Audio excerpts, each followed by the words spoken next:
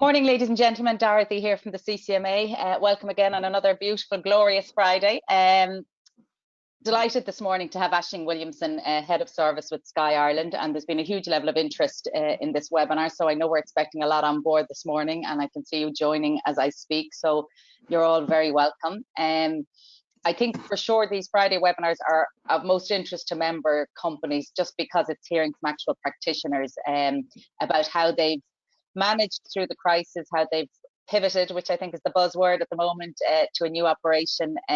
And obviously at this point, a lot of people are asking what the plans are in going forward and what companies are thinking to do. And I know Ashling, who you can see on screen there, is going to explain and talk about what Sky's plans are and their Project Abhaile, as I think they're calling it. So as always, thanks to Niamh, who's online from WSI. We want to make this as interactive as possible. So it is very much ask the expert. We just have half an hour, which flies. So if you have any questions at all, please send them through and put them in the little box over to the right, and I'll put them to Ashling. I already have about 6 questions that people have sent in beforehand, which is great, and we'll go through them with Ashling as appropriate.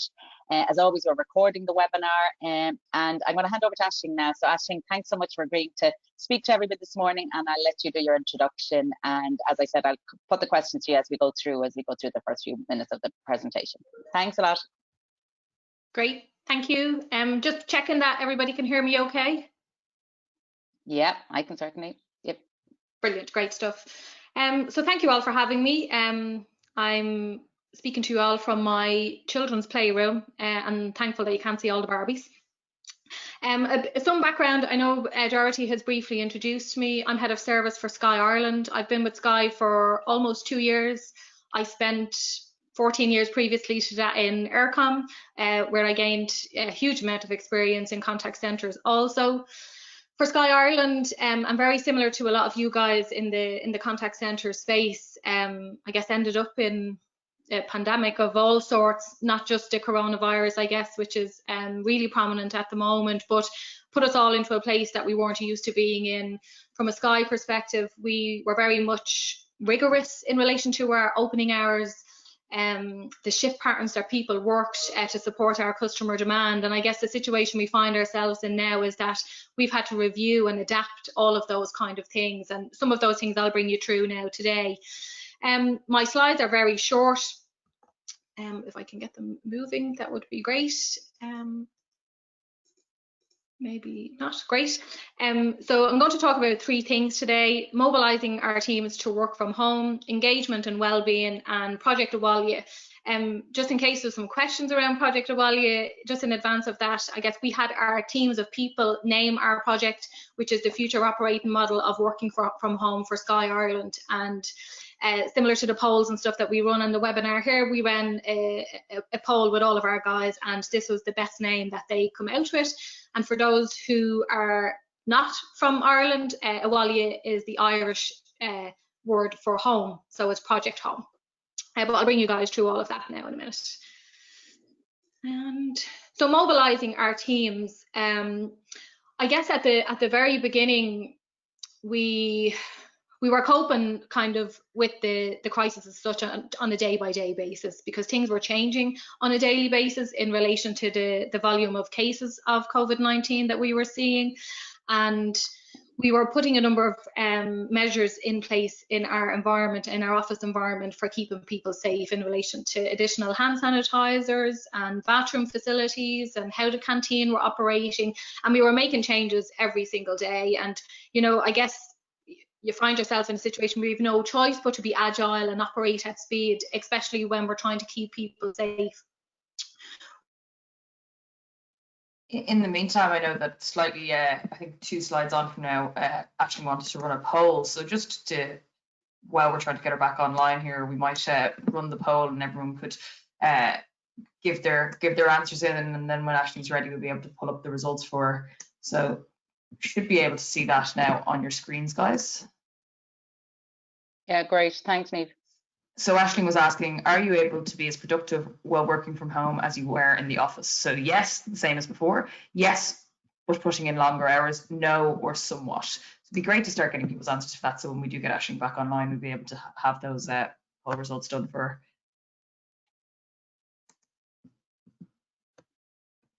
So some interesting answers there. I mean, a lot of people, which is good, seem to be kind of keeping their productivity levels the same. Yeah, and it's actually interesting. And I was going to mention it at the end of the call, but I'll mention it now while we're waiting for Ashling to get back into the call. Is that CCMA are going to be running a survey from next week, which I'll be emailing everybody about later today. And that's one of the questions we ask is around productivity, but the focus of the survey is around how working from home is working out for people and what their plans are in terms of continuing that as a model going forward, but also what their plans are in terms of reopening contact centres and the types of supports and services they think they'll need, but also how they think they're going to do it. So I'll be sending that out to everybody, asking you to nominate somebody in your company who'll be our contact point, and then a company called Coin Research are running the survey for us, and they'll send you a link, and everything obviously will be treated confidentially, but hopefully it'll provide really valuable benchmarking data for everybody and give you some insights as to what other companies are doing in this space and what the plans are. I don't know why. There she is. There we go. Hi guys, I'm so sorry. I'll have to talk extra quick now. You're fine. In the meantime, Ashling, we did the poll. So it was looking like people, I can't remember the percentages now, it's not up on the screen, but 50% said yes, they're the same productivity as before, 29% yes, but longer hours, 7% said no, and 14% somewhat. Oh wow, brilliant. Yeah. So we have your presentation up. I don't know if you can see the screen, Ashling. I don't know if you're just on the phone. So we have the one with the roadmap. So do you want to just continue from there? Perfect. So I'm not sure did anybody hear anything? No? I think you cut off at the bit where you were just talking about, how what you were doing initially in terms of sanitizing and having the contact center operational, but that how things were changing by the day. And I think that's where you stopped. Perfect. So I guess, very similar to a lot of the guys who have joined today, the Sky Contact Center was, the environment, I guess, was quite typical of a contact center where it had all desktops physically installed on the desk for the individuals. So we didn't have, none of the advisors had laptops. All of our corporate teams, all of the management team would have had laptops, so quickly would have got set up for working from home. What we did have was, we had backup of laptops in supply in the storeroom locally to us, but that didn't look after everybody. Whilst I have close to 280 people, there's over 800 people in the Sky office in Burlington Plaza, so we certainly didn't have enough to look after everybody. So we did prioritising of services. So I guess and back to one of the questions, Dorothy, that I know one of the guys sent across was around opening hours. That was the first thing we had to change because we knew we wouldn't have in the first couple of days enough people to manage the demand. So initially we reduced the opening hours down to 9 to 5:30. We typically be an 8 a.m. to 9 p.m. Contact center. And the reason we did that was we didn't have enough laptops initially, and then we decided for the first couple of days we would just look after priority services. And what they were anyone with a broadband and TV technical problem, accessibility customers, and any customers who set in the vulnerable pot as such. So our cocooning customers, anyone with a disability. We were catering for all of those first and foremost. I guess we were lucky enough that only lasted a couple of days, where we weren't looking after BAU services, as in billing inquiries, and we closed our sales channels. So we weren't taking on new sales. Some of our engineers as well were backed off, so we weren't doing new TV installs, whilst Open Air was still doing broadband installs for us. We were very lucky, and we are very lucky to be part of the wider Sky group, where we were able to get a shipment of hundreds of laptops, all sent across to us in phases, and they were sent to us pre-packed, so we didn't have to do any kind of technical setup on them. So they were sent to us packaged, and then we had some local support in relation to getting those delivered to everybody's houses. So we were very lucky in that regard, and I think it took us about 8 to 10 days to get back to BAU. So we did, however, stay at those opening hours of 9 to 5:30 up until 2 weeks ago, the 18th of May. We went back to our regular opening hours, which has been fantastic. And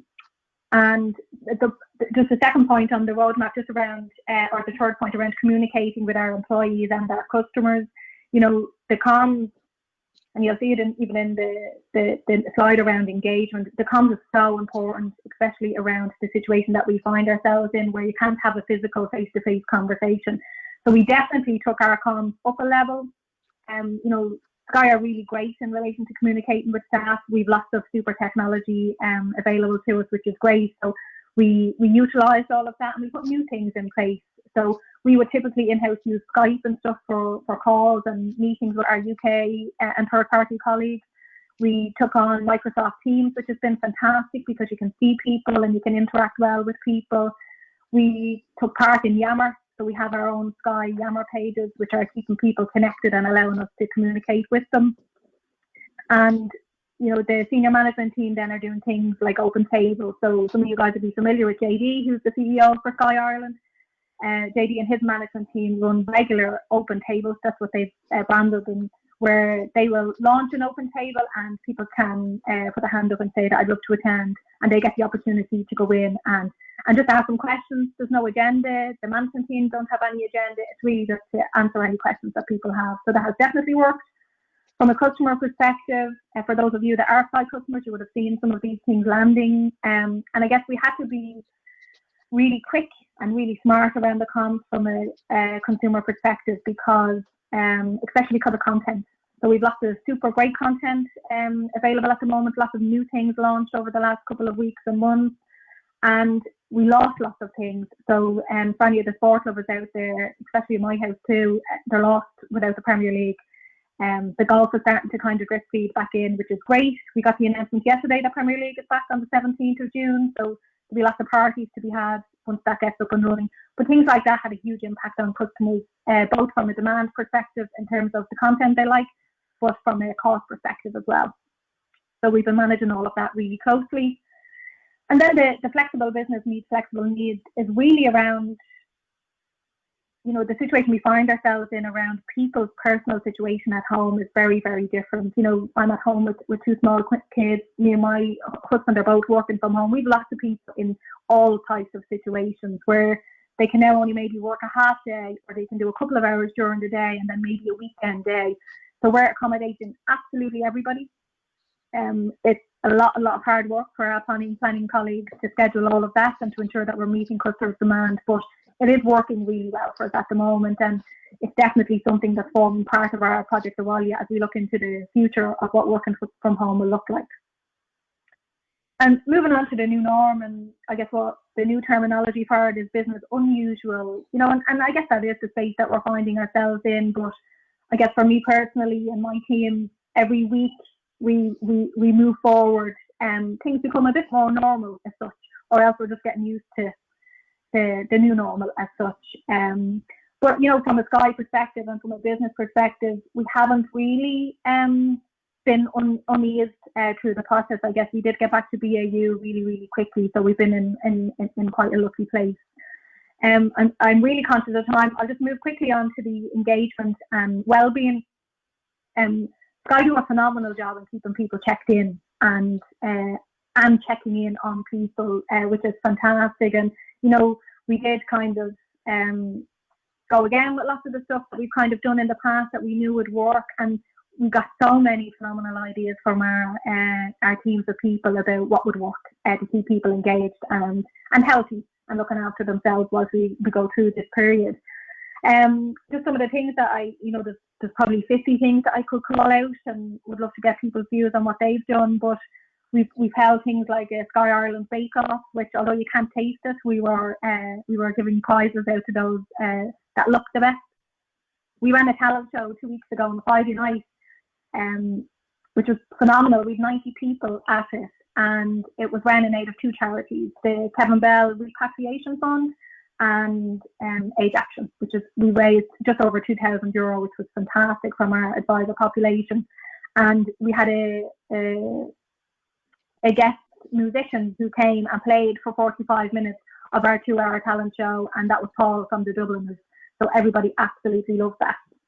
The 5K, one of our loyalty advisors kicked off the initiative of running a 5K for Age Action to get everybody involved, get them chatting to other people, and obviously raising some great funds for Age Action. You know, and I think the comms that we're using through Yammer and stuff, and everybody was posting their pictures, and you could tag 5 people, and it was great to see where even some of our senior team in the UK were getting tagged, and then they would also take part, and that was really, really fantastic of them to participate with the guys. So the guys really loved that.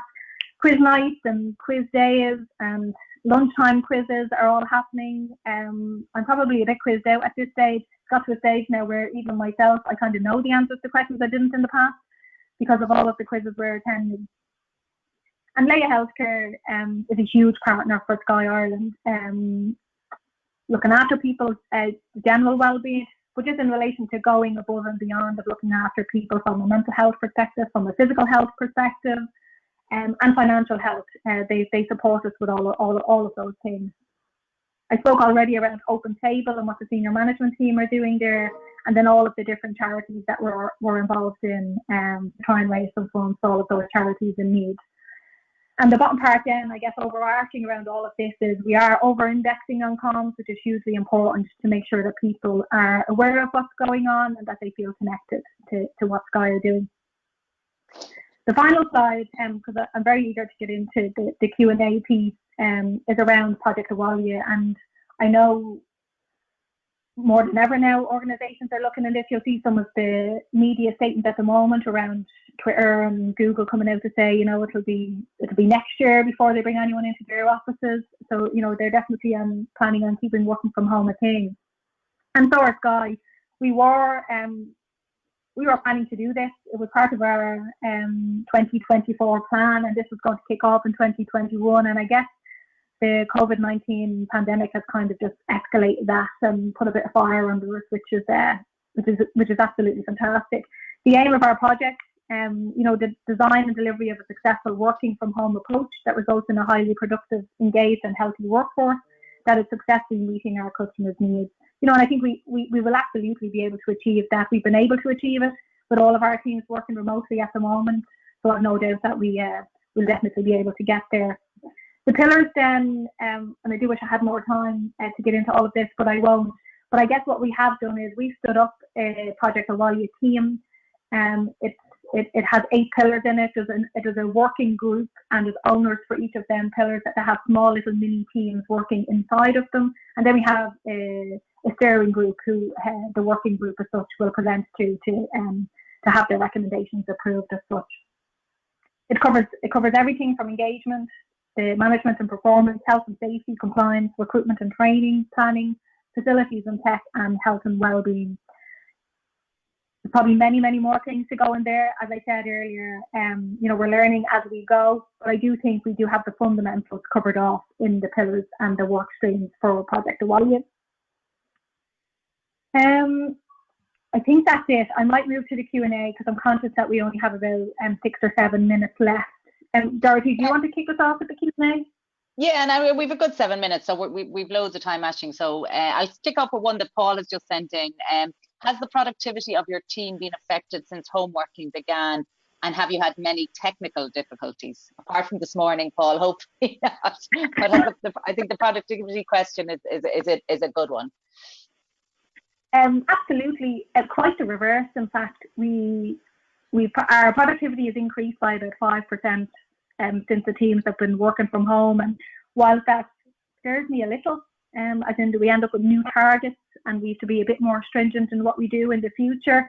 But we've definitely found the guys to be more productive, and there's a combination of things in there. There's less distraction because they're not in the office. They're not around all of their friends to have a 5-minute chat to, which would eat into their productivity time. And they're probably, you know, I've been a contact centre advisor myself. It's not an easy job by any means, taking call after call or message after message as such. You know, the guys would tend to kind of get up and go even to the bathroom more frequently than they would at home, which is also adding to why they're so productive at home. What was the second part of that question, Dorothy? Sorry. Had you had any technical difficulties? Surprisingly not. And I guess, you know, we had to put the VPN to task with the amount of people. So, you know, Sky probably had in the tens of thousands of people connecting to the VPN between contact centre and corporate staff So I guess they did what everybody else did at the beginning, I guess, was to make some enhancements and improvements to the kit that they already have to ensure that we coped with the bandwidth. And that was all done really, really early on. Sky Ireland is operating at times a little different to some of our other sites, especially in the UK. A lot of our sites are still open in the UK because they're essential and they've decided to open. But in Sky Austria and Sky Italy, they've all closed as well. And Sky Italy closed before us, so we were able to take the learnings from them. So we actually haven't had any downtime at all. We've had one or two kind of advisors looking for a headset and stuff to be replaced, but we haven't had to swap out any laptops. We haven't had any advisors saying that they haven't been able to get logged on. So we've been really lucky. So just to go to some of the questions that I know Catherine's on the webinar and had sent in. The first one, I know you've talked about it, but in terms of plans to keep the home working solution in place post-COVID, do you have a vision of, will it be 50%? Do you have anything like that in mind at this point, Ashling, of how it'll work? At the moment, whilst we are working on Project Abhaile in the background as such, and there's no firm dates about the future operating model and when that's going to be in place. I guess what I could probably talk about is our phased approach about opening back up when the country opens back up. So if you look at the phased approach, I think phase two is next week. I think phase 3 then is the 3rd week in June. So we'll probably do a small reopening by the 3rd week of June potentially. But you're looking at about 25 to 30 people. We think by the end of August, we won't have more than 100 people in our environment. And that's largely because of the type of environment we have. For anyone who's been in our site, you might know what it looks like, but we do have only 2 floors in Burlington Plaza, so we're quite constrained. We think it'll be 100 people up until the end of August so that we can ensure that social distance measures are in place and that we are fully compliant. And sorry, Ashling, what would be the normal capacity? If you're saying 100 people, what would normally be there if you were working as normal? On a regular day, about 650. 650, okay. Wow, okay, so that's a big drop. So it's not a lot by any means. And what we're doing at the moment with all of our staff, and I've just done mine with my team this morning, is a return to office survey. So we're asking people about their situation, are they comfortable staying at home? Do they want to be first on the list to go back to the office? Because we do have a lot of people who are eager to go back as well. And we're trying to just get a sense of where everybody sits, and we'll prioritise from there. We do have a couple of priority groups that will go back first. So we had a number of people who had joined the business in February and they just finished training. So, they need to be retrained. We need to make sure that they get all of the support that they need. So they'll be the first batch. And then we had a really small, in the 10 group of people who couldn't work from home and because of their family situation, and we'd be eager to get them back in the building then as well. So most definitely a phased approach. And another question from Catherine. So in most working from home scenarios currently in place, there's some element of acceptance of a higher risk with regard to personal data. If keeping working from home for a longer duration than the 10th of August, which I think is the final phase, can Sky share their thoughts on how they will look to close out those higher data protection risks? Yeah, Catherine, most definitely a concern. And I think it's one for everybody. I guess if we were planning on a working from home operating model in the future, and compliance and data protection was one of the risk factors on that. And I think if we didn't have COVID and we were planning to go ahead, it's where you would get into the situation where you would, if we had advisors saying, I'm in a position to work from home, do they have a typical office in their house?